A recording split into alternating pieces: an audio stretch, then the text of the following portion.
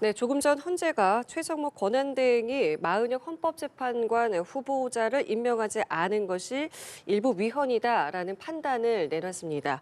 또한 어제는 공직선거법 위반 혐의로 기소된 민주당 이재명 대표에게 검찰이 1심과 같은 징역 2년을 구형했습니다. 네, 관련 내용 포함한 정치권 이슈들 박용찬 국민의힘 영등포을 당협위원장, 김성환 시사평론가와 함께 짚어보겠습니다. 두 분 어서 오십시오. 네, 안녕하세요. 안녕하십니까. 예, 조금 전에 헌재에서 나온 속보를 두 분과 먼저 이야기를 좀 나눠보겠습니다. 제가 말씀을 드린 것처럼 일단은 마은혁 헌법재판관 후보자를 임명하지 않은 것은 일부 위헌이다라는 헌법재판소의 판단이 나왔습니다. 그 내용을 보면요. 일단은 본회의를 거치지 않아도 청구를 한 것은 적법하다. 그리고 이 임명을 하지 않은 것은 국회 권한을 침해한다. 그렇기 때문에 헌재에서는 전원일치로 일부 위헌이다라는 판단을 내놨다고 속보가 전해져 왔습니다. 어떻게 지금 이 내용을 보시는지 먼저 좀 들어보겠습니다.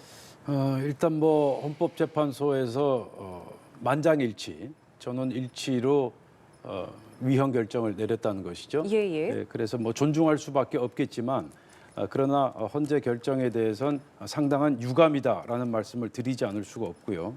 우선 절차적으로 봤을 때 우원식 의장이 이 마은혁 후보 권한쟁의 심판을 청구할 때 국회 표결을 거치지 않았다 하는 점은 명백히 이 자의적인 그러한 이제 권한을 행사한 것이다. 그렇게 볼 수밖에 없고요.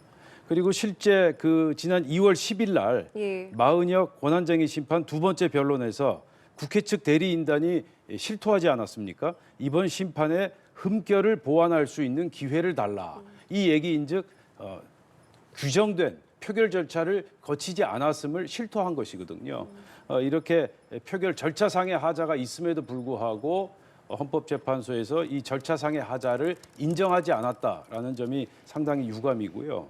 그리고 실체적인 측면에서도 마은혁 후보자는 여야 합의에 의해서 추천된 후보자가 아니다. 엄밀히 얘기하면 저희 국민의힘에서 마은혁 후보자에 대해선 합의한 적이 실질적으로 없다라는 점. 그래서 인사청문회에도 참석하지 않았고 또 표결에도 참석하지 않은 그러한 사정이 전혀 고려되지 않은 채 헌재 결정이 나왔다. 그 같은 점에서 이 두 가지 사항이 저는 상당히 유감이다라는 말씀을 드리도록 하겠습니다. 그러니까 두 가지 쟁점이 그러니까 말씀하신 것처럼 청구인 자격에 문제가 있다라는 부분에 대해서 헌재에서는 본회의 거치지 않아도 청구는 적법하다라는 답을 내놨고요.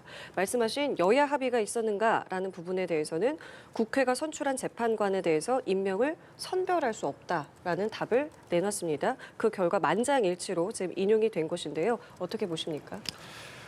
일단 뒤늦었지만 헌재 결정을 환영한다 이런 말씀 드리고요.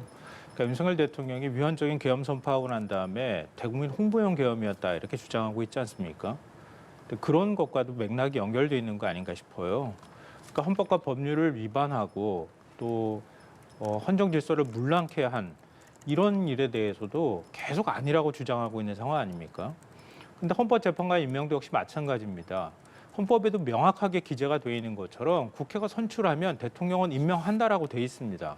근데 그걸 정치적으로 계속 공세를 펴고 아니라고 얘기를 해왔던 국민의힘이나 보수진영 쪽에서 논리를 헌법재판소가 인정하지 않았다고 하는 점에서 큰 의미가 있는 것 같고요. 무엇보다 한독수 국무총리와 최상목 권한대행이 헌법재판관 3명 전원이든 아니면 일부 1명이든 간에 그동안의 여야 합의를 전제로 해서 임명하지 않았잖아요. 그러니까 일종의 권한을 남용했거나 아니면 자신의 책임을 회피했다고밖에 볼 수가 없거든요. 그런 부분에 대해서 헌법재판소가 위헌 결정을 내림으로 인해서 대통령 권한대행의 역할이 어떠한 것인지도 이번 기회에 알려줬다 이렇게 생각하고요. 그리고 그 마은혁 재판관과 관련돼 있는 문제에서는 일종의 마은혁 재판관이 뭐 좌파에 경도됐다든가 이런 식의 공세를 끊임없이 펼치지 않았습니까?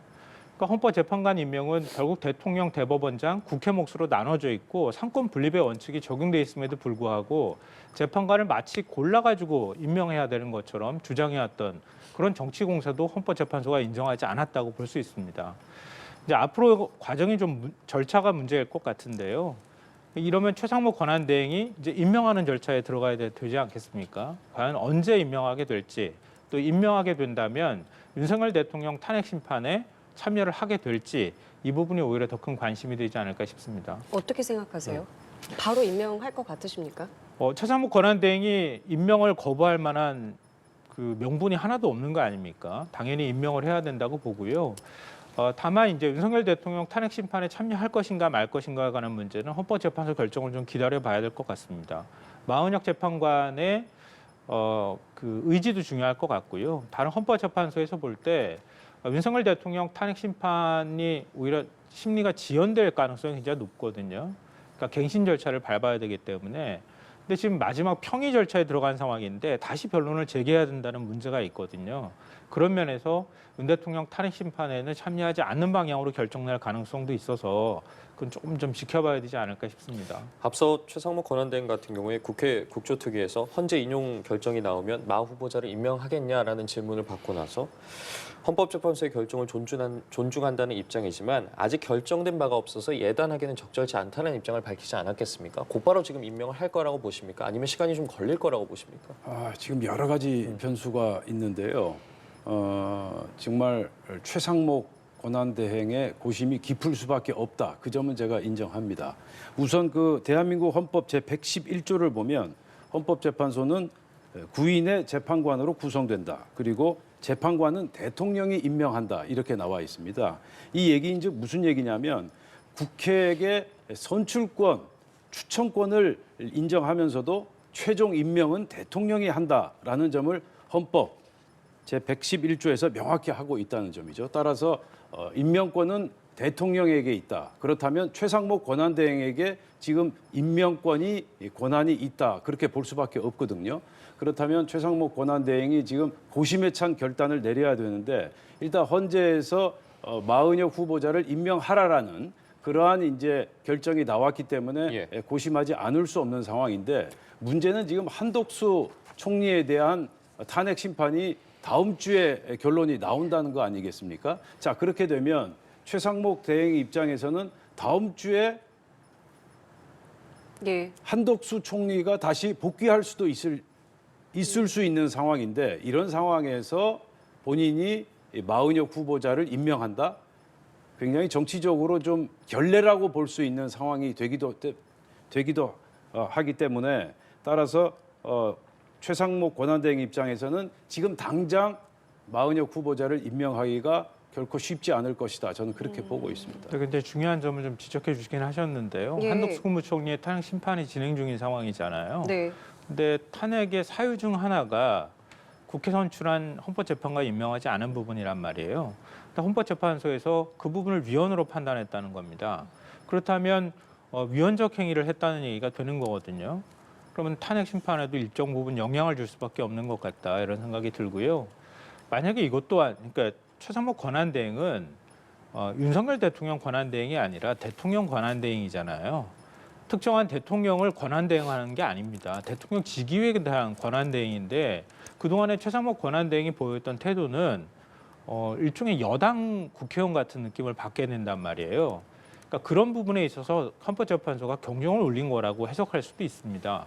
그러니까 최상목 권한대행이 더 헌법재판소에서 결정한 부분에 대해서 해석하려고 하지 말고 그 결정을 존중하면 됩니다. 그러고 난 다음에 그에 따른 절차는 또 따르는 절차대로 밟아나가면 되는 거거든요. 그러니까 자꾸 권한대행이 이런 부분에 있어서 권한이 마치 없는 데 있는 것처럼 얘기하면서 정치적 논란을 불필요하게 일으키는 것 자체가 그게 오히려 더 책임을 방기하는 것이자 사회적 혼란을 야기하는 것이라는 걸 좀 인식했으면 좋겠습니다. 임명 시기에 대해서 여쭤봤고 이제 그 이유에 대해서 좀 두 분께 질문을 드릴게요. 만약에 임명이 될 경우에 그렇다면 이제 마은혁 후보자가 앞서 잠시 언급해 주신 것처럼 윤 대통령 탄핵 심판에 참여할지 여부인데 이 탄핵 심판 사건 평의에 참여하기 위해서는 결과적으로는 변론을 다시 열고 증거 기록을 다시 파악하는 갱신 절차를 거쳐야 하지 않겠습니까? 그 부분에 대해서는 좀 어떻게 바라보고 계십니까? 이게 이제 원칙적으로 얘기하면 갱신 절차는 그동안에 수집돼서 변론에서 진행됐던 증거 그리고 증인들 이 모든 부분들을 다시 이제 회복시켜서 다시 이제 절차를 진행해야 되는 굉장히 지난한 과정인데 통상 원칙적으로는 그렇지만 헌법재판소에서 이걸 약식으로 진행할 가능성은 있습니다. 그런데 아무리 약식으로 진행한다 하더라도 지금까지 11차례 대통령에 대한 탄핵 심리가 열렸는데 그 11 11차례에 대한 약식 갱신을 한다는 게 결코 간단한 일이 아니거든요. 최소한 변론을 한 번 내지 두 번은 더 열어야 되는. 따라서 그렇게 되면 윤석열 대통령에 대한 탄핵 결정을 미뤄야 되는 그러한 이제 수순에 들어가기 때문에 헌법재판소 입장에서도 굉장히 고민이 깊을 수밖에 없다. 따라서 제가 볼 때 현실적으로 마은혁 후보자는 윤석열 대통령 탄핵 심판에 개입하고 참여할 가능성이 거의 없다, 저는 그렇게 보고 있습니다. 가능성이 굉장히 낮다고 말씀해 주셨는데 말씀해 주신 부분이 이제 간이 갱신 절차를 거치게 되는데 그럴 경우에 이제 당사자 또 동의를 구하는 부분도 있지 않겠습니까? 네. 여러 가지 맞물려 있는 부분들이 있습니다. 어떻게 좀 파악하고 계십니까? 일단 앞서 제가 누차 말씀드렸던 것처럼 이런 불필요한 정치 공방이나 논란들을 만든 최상목 권한대행에 책임을 묻지 않을 수가 없다 이런 말씀 좀 드리고요. 일단 헌법재판소가 부임 완전체에서 대통령 탄핵 심판을 하는 건 지극히 당연하고 또 그렇게 해야 된다고 생각합니다. 그렇기 때문에 그동안에 마은혁 재판관 임명을 해야 한다라고 하는 목소리가 컸던 거 아니겠습니까? 근데 8인 체제로 그동안에 심리를 해왔단 말이에요. 거의 이제 탄핵 심리 마지막 막판까지 지금 온 상황에서 재판관을 임명하는 이런 상황이 된 건데요. 그러니까 원칙과 일종의 현실 두 가지 사이에서 헌법재판소에서 상당히 고민을 많이 할 거라고 생각합니다. 이거는 일종의 역사적인 결정이 될 수도 있거든요. 그런 면에서는 9명의 완전체로 최종 결정을 하는 단계까지 가는 게 저는 원칙적으로 맞다고 봅니다. 근데 다만 말씀하셨던 것처럼 윤석열 대통령의 그러니까 대통령 직무가 지금 정지된 상황에서 또 계엄이 일단 선포가 되기도 했고요. 대한민국 국격도 떨어지고 경제는 지금 혼란 상황이거든요. 이런 상황을 어떻게 해서든 조기에 수습해야 할 필요가 있다고 하는 겁니다. 그리고 현실적인 측면에서는 헌법재판소가 역사적인 결정을 내린다고 하는 측면도 있겠지만 현실을 무시하기는 어려울 거다라고 봅니다. 그러니까 그런 면에서 저도 어느 양자가 어느 쪽이 될 것이냐라고 물어보신다면 8인 체제에서 결정할 수밖에 없지 않을까, 그럴 가능성이 높지 않을까 이렇게 생각합니다. 예, 알겠습니다. 제가 한 가지 더 예. 말씀을 추가로 드리자면 네. 지금 헌법재판소에서 어떤 사안의 중요성에 따라서 이 결정, 신문 절차를 진행하는 것이 아니고 도저히 저희들로선 이해할 수 없는 그런 사안을 먼저 결정하는, 예를 들어서 한덕수 총리, 또 서울중앙지검장, 또 감사원장에 대한 탄핵 심판은 계속 차일 피일 계속 시간을 미루면서 왜 이렇게 마은혁 후보 권한쟁의 심판에 대해서는 이렇게 일사천리로 심리를 진행하고 결정을 내리는지, 바로 이 대목 때문에 지금 굉장히 상황이 꼬여가는, 마은혁 후보자가 지금 헌법재판소에 들어가게 되면 여러 가지 상황이 꼬이지 않습니까? 그리고 8명을 가지고도 충분히 윤석열 대통령을 비롯한 여러 그 당사자에 대한 탄핵 심판 심리를 진행할 수 있음에도 불구하고 마은혁 후보자에 대한 권한쟁의 심판을 이렇게 일사천리로 진행하는 이유가 무엇일까? 그 진정성의 의문을 가지지 않을 수가 없고요.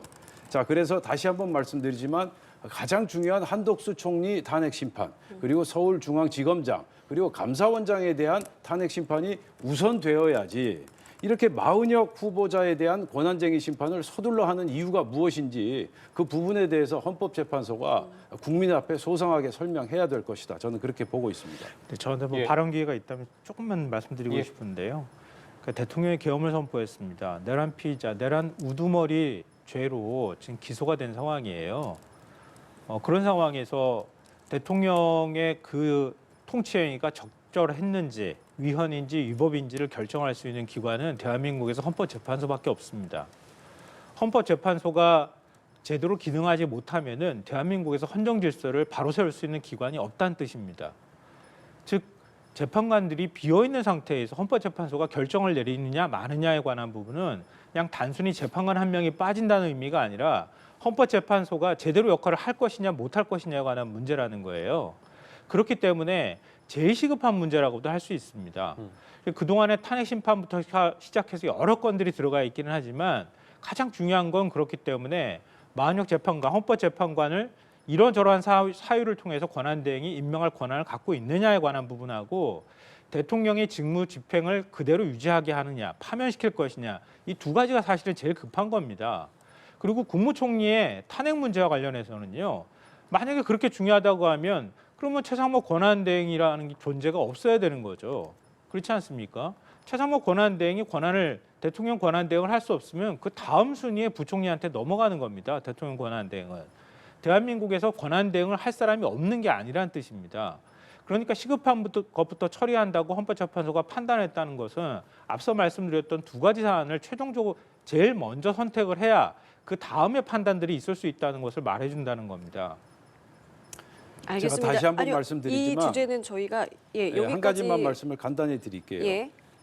헌법재판소 재판관이 8명일 때와 9명일 때가 어떤 차이가 있습니까? 8명이면 의결 정족수를 충분히 충족하고 넘긴 상황 아닙니까? 그 상황에서 여야가 합의하지 않은, 실질적으로 합의하지 않은 헌법재판관을 굳이 이렇게 일사천리로 강행하면서 임명해야 되는 이유가 무엇인지 저뿐만 아니라 많은 국민들이 이해하지 못할 것이다. 저는 그렇게 말씀드리고 싶습니다. 알겠습니다. 이제 헌재 결론이 나왔기 때문에 앞으로 진행되는 사안들에 대해서도 저희가 좀 지켜보겠고요. 어제 있었던 이재명 대표의 공직선거법 위반 혐의 부분 좀 짚어보도록 하겠습니다. 일단은 검찰은 항소심에서 징역 2년을 구형했습니다. 이게 이제 1심과 같은 결과를 구형을 했고요. 관련해서 이제 민주당에서는 검찰의 정적 죽이기 구형이다. 전적으로 협조했다. 법리적으로도 범죄가 될 수 없다라고 강하게 주장을 하고 있습니다. 어떻게 보세요? 우선 김문기 차장을 알지 못한다. 이건 뭐 도저히 받아들일 수 없는 여러 가지 객관적 정황이 너무 많지 않습니까?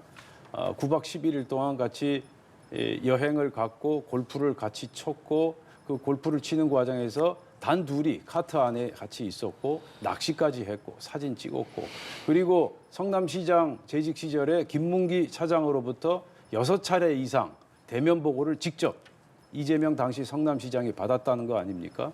그리고 그 전에 2009년에도 공공주택 리모델링 관련 세미나에 함께 참석해서 같이 활동을 하기도 했었다. 그런데 김문기 차장을 알지 못한다.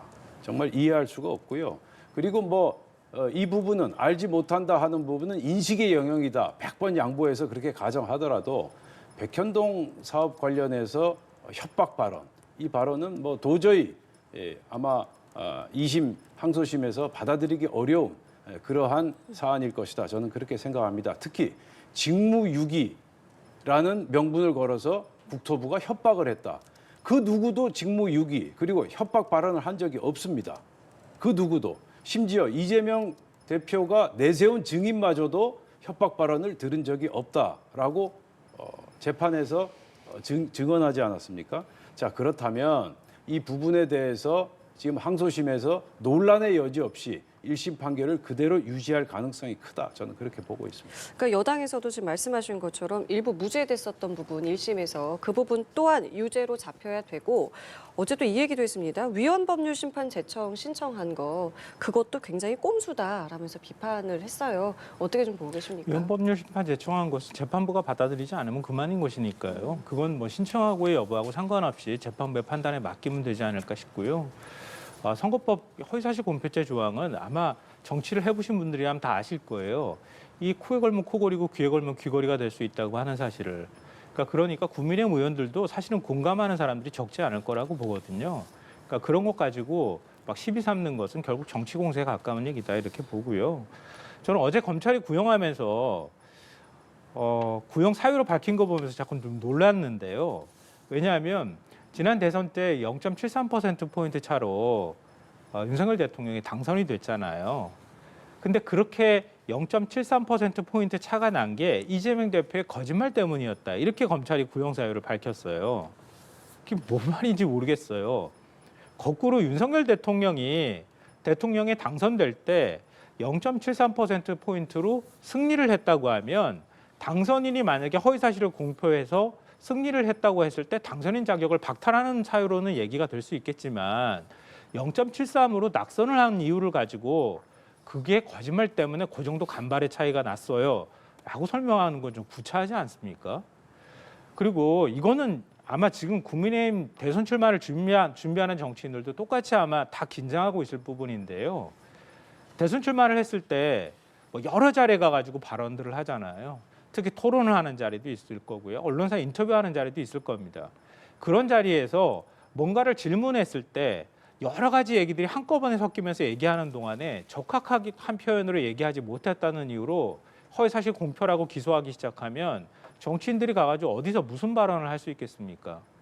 전 그런 면에서 검찰이 공소권 남용, 기소권 남용, 정치 기소를 한 것이다라고 개인적으로 생각하고요.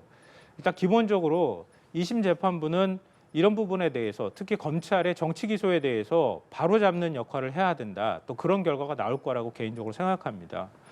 그리고 사유와 관련되어 있는 부분은 뭐 다시 질문을 주신다면 그 부분에 대해서 제가 하나하나 또 말씀드리겠습니다. 예, 알겠습니다. 자, 말씀해주신 부분을 비롯해서 민주당에서는 지금 대통령의 불소추 특권에는 재판 중단도 포함된다라면서 이재명 대표의 사법 리스크에 대해서 방어를 하고 있습니다. 이와 관련해서 국민의힘은 물론이고요. 지금 새미래민주당이 이낙연 고문까지 나서서 재판은 계속돼야 한다라고 주장을 하고 있는데 같은 의견이십니까? 소추와 재판은 다른 개념이죠.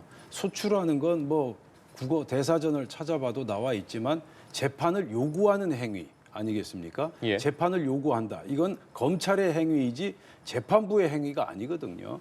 그래서 헌법 제84조에 나온 대통령은 내란 외환의 죄를 범한 경우를 제외하고는 재직 중 형사상 소추를 받지 아니한다. 다시 말해서 형사상 불소추 특권은 소추만을 의미하는 것이지 재판을 언급하는 것은 아니다라는 게 그게 엄밀히 이야기하면 법률적인 관점에서 정확한 표현이다. 다만 이걸 정치적으로 우리가 해석하자면 국민에 의해서 선출된 사람이 대통령이 재직 중 형사 재판을 받지 아니하게 한다라는 취지라는 점에서 광의로 해석하자면 충분히 재판도 포함될 수 있다라고 해석할 수 있지만 그러나 법적으로 엄밀히 얘기하자면 이 헌법 제84조는 재판을 의미하는 것이 아니라 형사상 소추만을 의미하는 것이다. 그렇게 보는 게 온당하다고 생각합니다.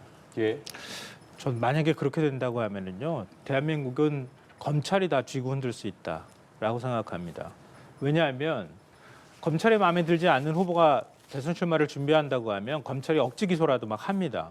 하고 난 다음에 일단 재판이 시작돼요.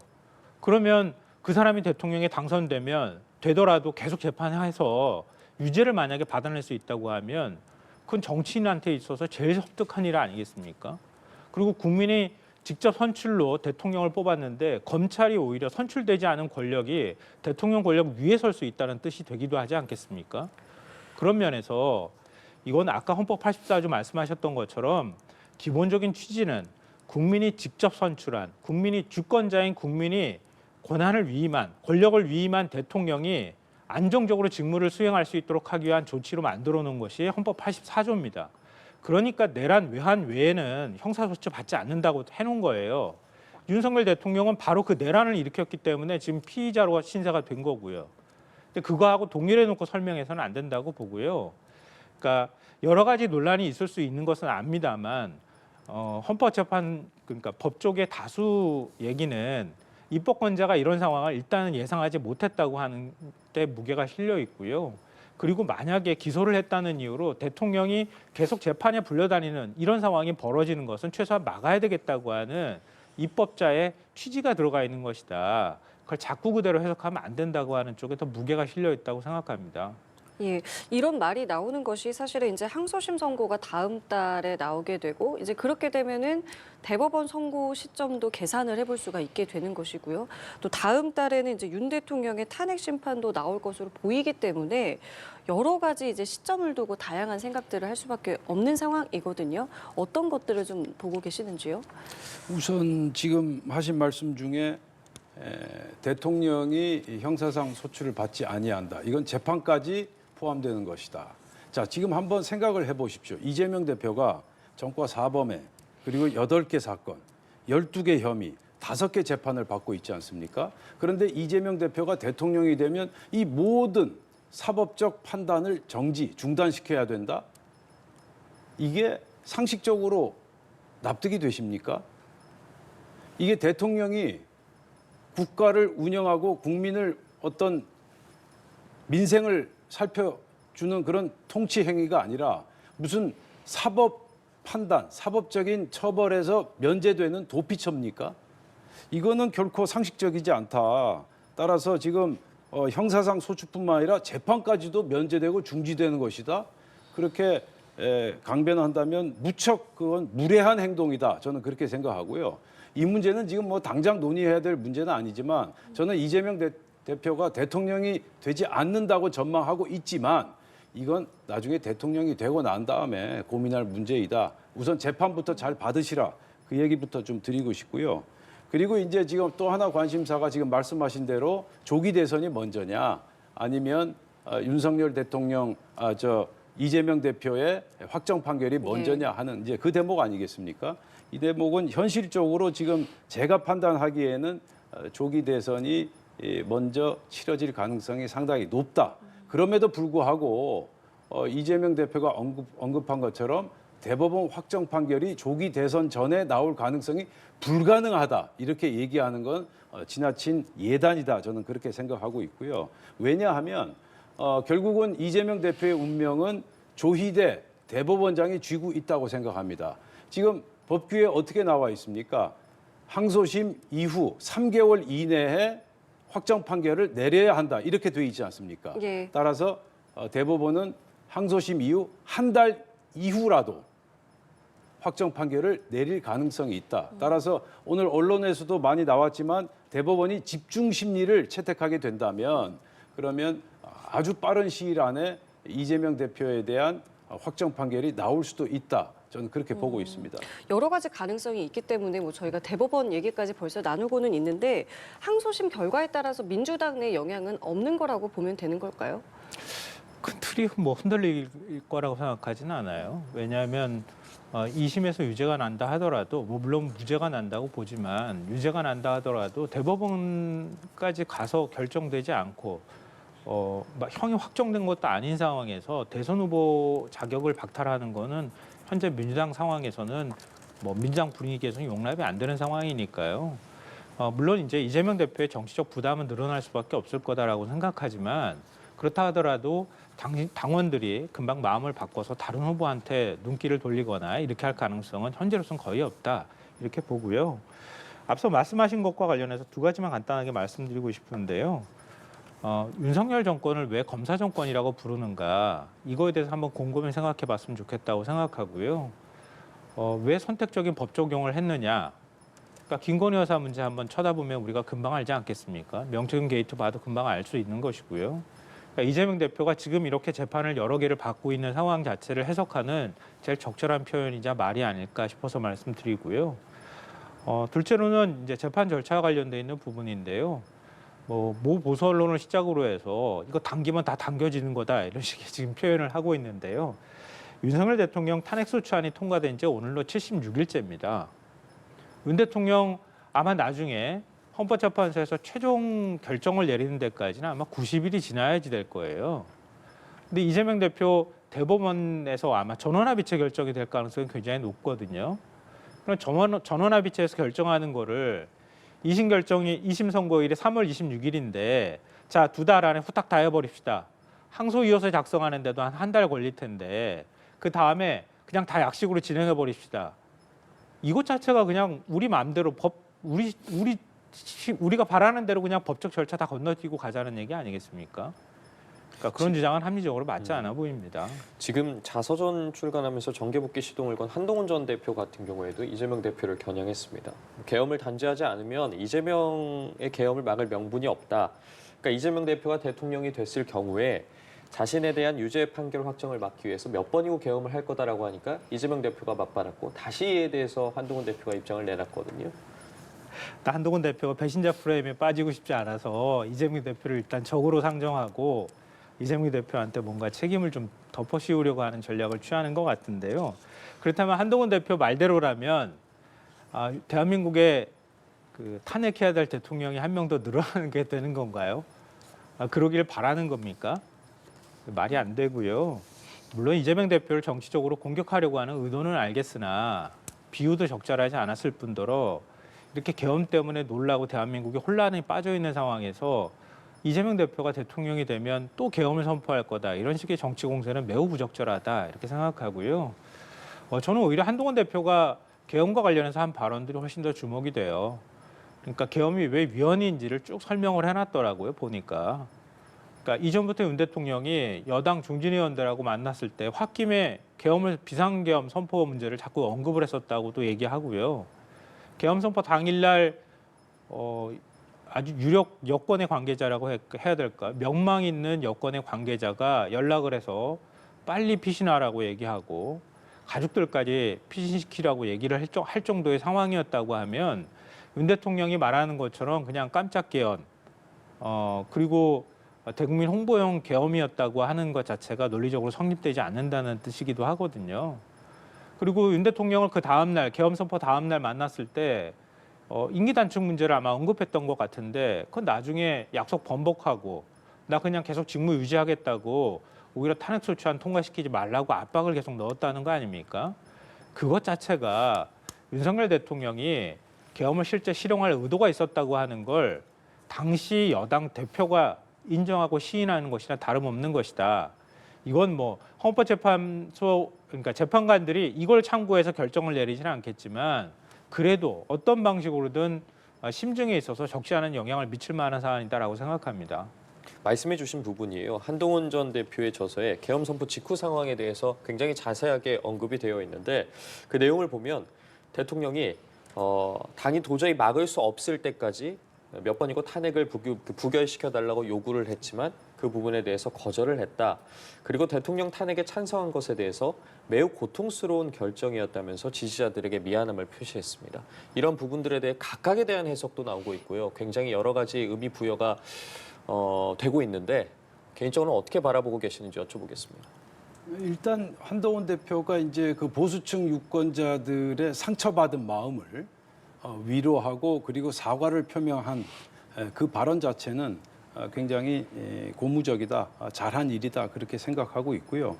그리고 한동훈 대표가 이재명 대표를 공격하는 포인트는 무엇인가? 그것은 이재명 대표가 대통령이 되면 어떤 일이라도 무슨 일이라도 저지를 사람이다라는 것을 지금 강변한 것이거든요. 그런데 상당히 일리가 있다 저는 그렇게 생각합니다. 아까 그 앵커께서 말씀하신 그 권한쟁의 심판을 또 신청한 그 대목도 마찬가지입니다. 멀쩡하게 아무 문제가 없는 공직선거법을 없애거나 개정하겠다. 이건 마치 사기범이 사기죄를 없애겠다. 그리고 절도범이 절도죄를 없애겠다라는 그러한 행위와 똑같은 것이고요. 그리고 한번 생각을 해보십시오. 지금 이재명 대표가 기소된 시점이 2022년 9월 8일입니다. 지금 2년 6개월이 지난 이 상황에서 공직선거법 위반 사건이 겨우 2심, 항소심이 종료될 예정입니다. 원래 이 공직선거법 위반 사건은 1년 안에 처리하도록 돼 있지 않습니까? 따라서 지금 늦어도 너무 늦었다. 이미 늦었고 그리고 대법원이 이런 상황에서 더 이상 지체해서는 아니 된다. 특히 조기 대선이 만약 치러질 수도 있으니 조기 대선 전에 대법원 확정 판결을 내려야 한다라는 게 법조계뿐만 아니라 대다수 국민들의 생각이다라는 말씀을 드리고 싶고요. 예를 들어서 한번 생각을 해보십시오. 2심에서 이재명 대표가 유죄 판결이 나왔다. 그런데 대통령으로 당선됐다. 그러면 국가적으로 얼마나 큰 혼란과 갈등이 불거지겠습니까? 따라서 대법원은 더 이상 국가적인 혼란과 갈등을 예방하는 차원에서라도 확정 판결을 하루빨리 내려야 된다. 저는 그렇게 말씀드리고 싶습니다. 알겠습니다. 이게 지금 한동훈 대표 이제 질문을 하다가 잠깐 다시 또 앞으로 갔는데 그럼 마지막으로 이 한 전 대표 관련해서 좀 질문을 드리고 끝낼게요. 일단은 책을 냈기 때문에 이제 다음 주부터 북콘서트를 할 것 같다라는 이제 보도들도 나오고 있는데 글쎄요 이제 진짜 이제 책 내고 여러 사람들을 만나면 이제 어떤 이제 반응들도 있을 것 같고요. 어떤 정치권 내에서도 어떤 목소리들이 나올 것 같은데 어떤 영향이 좀 있을 거라고 생각을 하세요? 일단 그동안에 국민의힘이 거의 극우화됐다 아니면 극우에 포섭됐다 이런 지적을 받을 만큼 오직 윤석열 대통령 보호 그리고 사실은 폭동을 옹호하는 듯한 태도까지도 보였단 말이에요. 근데 그렇게 함으로써 사실은 중도 보수나 합리 보수 이렇게 극우를 제외한 나머지 보수의 목소리를 대변할 사람이 없었던 상황이었어요.